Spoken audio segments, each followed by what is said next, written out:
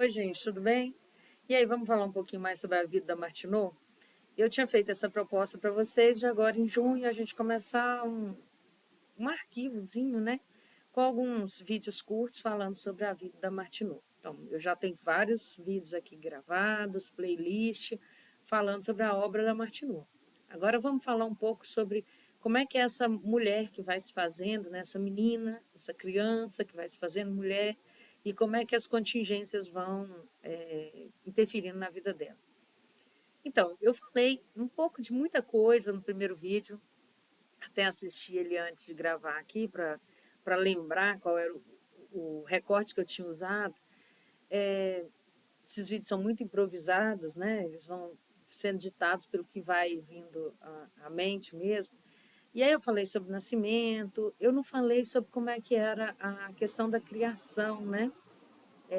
Falei sobre o pai, falei sobre a família, falei um pouquinho sobre essa questão da falência, que disse que depois ia recuperar e tal.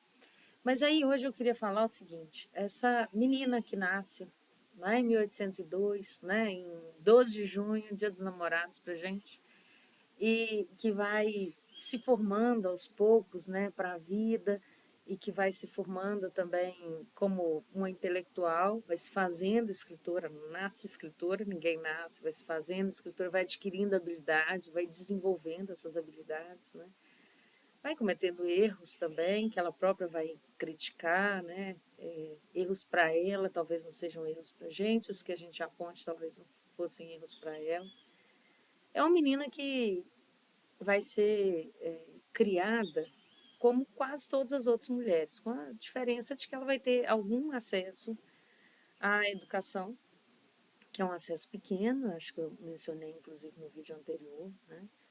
Era uma pessoa muito inteligente, muito perspicaz, que tinha um capital cultural, né? Que vinha de uma família unitarista, protestante, então assim, que valorizava determinados elementos na vida social, né? Mas uma menina que vai sentir muitos medos também, muitos receios e vai ter suas fases. Acho que esse é o ponto que eu gostaria de citar hoje. A Martineau vai falar sobre como ela foi criada e vai dizer como foi no início, que ela foi criada, né, na primeira infância na casa de uma família metodista, se eu não me engano, ou calvinista, que ela vai pegar muitos dos hábitos dessa família, então ela vai se dizer uma religiosa fanática nessa primeira infância até a adolescência, o que vai causar muito estranhamento na família dela. Olha que interessante, né? Que era uma família mais racionalizada em alguns comportamentos e crenças religiosas, né? Essa questão do condicionamento moral pela religião é muito abordado pela Martineau, e ela dá o exemplo dela mesma. É uma menina que vai se envolvendo com determinados assuntos, mecanismos também de estudo, e vai percebendo mais tarde que aquilo foi uma perda de tempo, ou foi direcionado de uma forma inadequada. Por que eu estou dizendo isso? Porque essa menina só vai perceber isso na medida em que ela se distancia dessas fontes que para ela eram fontes muito importantes. Por exemplo, o reverendo Carpenter, né? Que era uma referência, uma grande referência para ela, e que depois, na juventude, né, deixa de ser, e na vida adulta ela vai criticar, assim como o próprio unitarismo. E aí olha que interessante, né? A Martineau vai colocar a religião sempre como um objeto de análise, inclusive a dela própria. Além disso, a Martineau vai questionar a condição das mulheres. Ela, enquanto mulher, a vida de outras mulheres, né, as limitações que as mulheres sofriam e os condicionamentos que geravam limitações, que pareciam ser adotados pelas próprias mulheres, quando na verdade eram questões estruturais, né? Por exemplo, achar que o casamento era a solução para algo, é, achar que não precisava se dedicar a outros objetos, como vai dizer a Martineau, achar que era um problema trabalhar fora, né, que o trabalho era uma coisa que diminuía uma pessoa, quando na verdade para ela o trabalho era uma libertação, assim como a educação. Várias questões são colocadas pelo Martineau. E aí vou tentar, né, citar um caso aqui, que é um caso sempre muito complicado. Primeiro, quando se fala que a Martineau não era feminista, assim não. Né?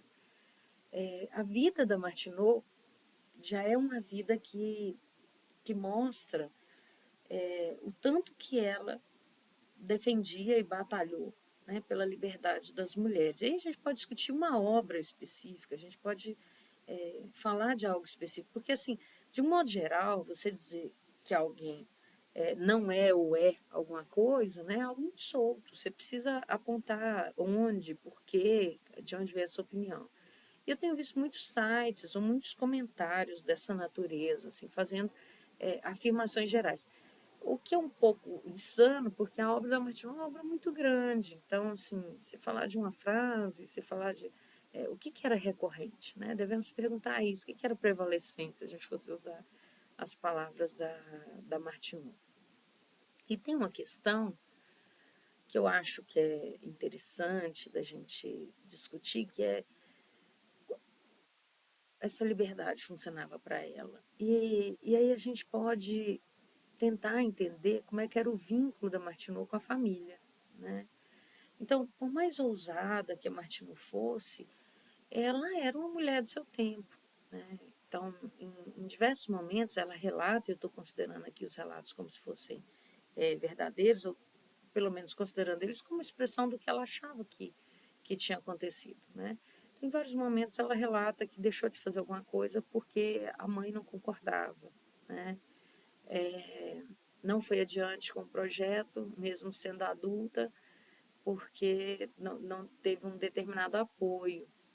Então, tudo isso é muito interessante para a gente entender quem é essa mulher que, mesmo tendo feito sucesso, né, já sendo independente financeiramente, ainda tinha como referência, né, essa figura da mãe, que vai diminuindo, notem, vai diminuindo com o passar do tempo, porque ela mesma diz que quanto mais ela se tornava mais autônoma, mais a mãe a respeitava, né? Então não é só uma questão de idade, é uma questão de maturidade também. Esse é um elemento. O outro elemento é que é muito perigoso a gente julgar, rotular uma teórica, um teórico como não feminista, né? A própria palavra feminista vai surgir nesse período, sem que a gente considere que era esse contexto, que era a vida.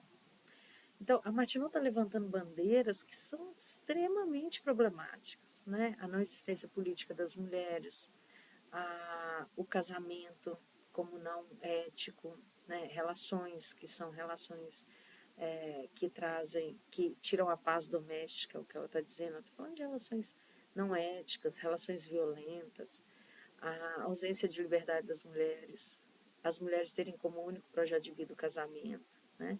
Questões que até hoje são extremamente relevantes e que deveriam contar aí na pauta feminista, né? Já que está defendendo o interesse das mulheres. Uma outra coisa que eu queria falar também é que, às vezes, a gente não entende o conjunto da obra, né? E eu tenho visto também muitas afirmações complicadas com relação a isso. E aí eu queria chamar a atenção para o seguinte: se a gente pegar um comentador ou uma comentadora sobre a Martineau, ela vai focar num ponto apenas, né? Dificilmente uma pessoa leu todas as obras, todas as cartas da Martineau. Então, quando a gente for fazer alguma referência, eu acho que é importante a gente entender que essa vida foi uma vida longa, né? E que teve uma série de elementos aí. Vou citar um caso, né? Quando a Martineau fala da liberdade que ela teve com a morte do noivo, e que ela se sentia desconfortável com o relacionamento, porque ela se sentia preocupada em ter sob a sua responsabilidade a felicidade de alguém, quer dizer, o que era o papel de uma mulher no casamento, né? O que era casamento para ela, um compromisso em que você tem que abdicar de várias coisas. Ela vai falar isso também sobre filhos, né? Se ela tivesse filhos, ela não teria tido condições de fazer as coisas que ela fez, por tempo, por dinheiro, por dedicação, por várias questões, porque filhos também criam um ambiente diferente em casa, né? Que não é compatível com a produção, enfim. E quando ela fala isso, ela está dando esse relato, ela não está dando um relato apaixonado. Ela está dizendo que em alguns momentos ela sentiu que a vida dela tinha mudado, e ela fala isso, e teve uma esperança mudado no sentido de que ela se tornou adulta, né? Estava assumindo um compromisso, que é o noivado, mas que ela tinha muito receio de que aquilo não desse certo. Né? E que depois isso não aconteceu mais, ela não teve mais essa dificuldade, ela não se vinculou a ninguém novamente, então, assim, ela conquistou a liberdade e a manteve, né? E ela não fala comemorando a morte do noivo, ela diz, eu me senti aliviada.